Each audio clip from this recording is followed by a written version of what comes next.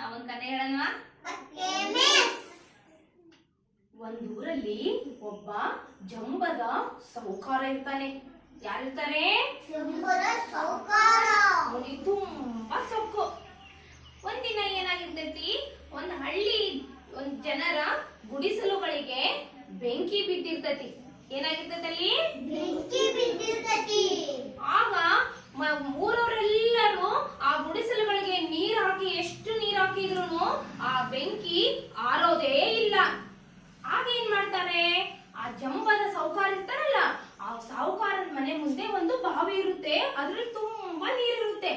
ಆಗ ಊರಿನ ಜನರೆಲ್ಲರೂ ಜಂಬದ ಸಾಹುಕಾರನ ಮನೆ ಹತ್ರ ಓಡಿ ಬಂದು, ಸಾಹುಕಾರ್ರೆ ನಮ್ ಗುಡಿಸ್ಲಿಗೆ ಬೆಂಕಿ ಬಿದ್ಬಿಟ್ಟಿದೆ, ದಯವಿಟ್ಟು ನಮ್ಗೆ ಒಂದ್ ಸ್ವಲ್ಪ ನೀರ್ ಕೊಡಿ ಅಲ್ಲಿಗೆ ಹಾಕೋಕೆ ಅಂತ ಕೇಳ್ತಾರೆ. ಆದ್ರೆ ಜಂಬದ ಸಾಹುಕಾರ ಎಷ್ಟು ಕೇಳಿದ್ರು ಕೊಡೋದೇ ಇಲ್ಲ. ಹೋಗ್ರೋ, ನನ್ ತೋಟಕ್ಕೆ ನೀರ್ ಹಾಯ್ಸಕ್ಕೆ ಬೇಕು, ನಾನ್ ನಿಮಗೆ ನೀರ್ ಕೊಡಲ್ಲ ಅಂತ ಹೇಳಿ ಕಳಿಸ್ಬಿಡ್ತಾನ ಅವ್ರನ್ನ. ಆಗ ಎಲ್ಲಾ ಗುಡಿಸಲುಗಳು ಏನಾಗ್ಬಿಡ್ತವೆ, ಸುಟ್ಟು ಬೂದಿ ಆಗ್ಬಿಡ್ತವೆ. ತುಂಬಾ ಕಣ್ಣೀರಾಗ್ತಾರೆ ಎಲ್ಲ ಹಳ್ಳಿ ಜನರು.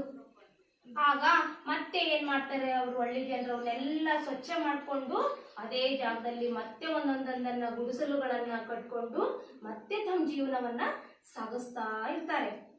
ಅದೇ ಒಂದು ದಿನ ಹಿಂಗೆ ಕಳೆದು ಹೋಯ್ತು ದಿನ ಎಲ್ಲ. ಒಂದಿನ ರಾತ್ರಿ ಆ ಜಂಬದ ಸಾಹುಕಾರನ ಮನೆಗೆ ಒಂದ್ 8-10 ಜನ ಕಳ್ಳರು ಬರ್ತಾರೆ. ಆ ಕಳ್ಳರು ಬಂದು ಆ ಜಂಬದ ಸಾಹುಕಾರನ ಮನೆಯಲ್ಲಿರುವಂತಹ ಬೆಳ್ಳಿ ಬಂಗಾರ ಎಲ್ಲದನ್ನು ಕಟ್ಕೊಂಡು ಏನ್ ಮಾಡ್ಬಿಡ್ತಾರೆ, ಪರಾರಿಯಾಗಿ ಓಡೋಗ್ಬಿಡ್ತಾರೆ ಅವರು. ಆಗ ಜಂಬದ ಸಾಹುಕಾರ ತನ್ನ ಮನೆ ಮುಂದಿರೋ ಹಳ್ಳಿ ಜನರನ್ನೆಲ್ಲ ಬೇಡ್ಕೊಂತಾನೆ, ನನ್ ಮನೆಯೊಳಗಿರೋ ಎಲ್ಲ ಬಂಗಾರ ತಗೊಂಡು ಹೋಗ್ತಾ ಇದ್ದಾರೆ, ನಮಗ್ ಸಹಾಯ ಮಾಡ್ರಿ ಅಂತ. ಆಗ ಹಳ್ಳಿ ಜನರು ಬರ್ತಾರ ಸಹಾಯಕ್ಕೆ? ನೀರನ್ನ ಕೊಟ್ಟಿರ್ಲಿಲ್ಲ. ಅದಕ್ಕೆ ಅವರು ಸಹ ಏನ್ ಮಾಡ್ಲಿಲ್ಲ, ಸಹಾಯಕ್ಕೆ ಬರ್ಲಿಲ್ಲ. ಆಗ ಜಂಬದ ಸಾಹುಕಾರ ಅವನಿಗೆ ತನ್ನ ತಪ್ಪಿನ ಅರಿವಾಗುತ್ತೆ. ಅಯ್ಯೋ, ನಾನು ಅವರಿಗೆ ಸಹಾಯ ಮಾಡಿದ್ರೆ ಇವತ್ತು ನನಗೂ ಅವರು ಸಹಾಯ ಮಾಡ್ತಿದ್ರು, ನಂದೇ ತಪ್ಪು ಅಂತ ಹೇಳಿ ತನ್ನಲ್ಲೇ ಅವನು ಕೊರಗ್ತಾನೆ.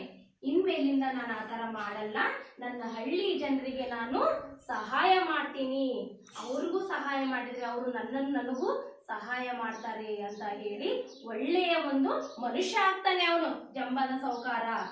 ಅದಕ್ಕೆ ನಾವೇನ್ ಮಾಡ್ಬೇಕು, ನಮ್ಮ ನೆರೆಹೊರೆಯವರ ಜೊತೆಗೆ ಅಂದ್ರೆ ನಮ್ಮ ಅಕ್ಕಪಕ್ಕದ ಮನೆಯವರ ಜೊತೆಗೆ ನಾವು ಹೇಗಿರ್ಬೇಕು, ಚೆನ್ನಾಗಿರ್ಬೇಕು. ನಿಮ್ಮ ಹತ್ರ ಇದ್ದದನ್ನ ಅವ್ರಿಗೆ ಕೊಡ್ಬೇಕು, ಅವ್ರ ಹತ್ರ ಇದ್ದದನ್ನ ನಮಗೆ ಕೊಡ್ಬೇಕು, ಹೌದಾ? ಸೊ ಆಗ ಏನಾಗುತ್ತೆ, ನಾವೆಲ್ಲರೂ ಚೆನ್ನಾಗಿರಕ್ಕೆ ಸಾಧ್ಯ ಆಗುತ್ತೆ.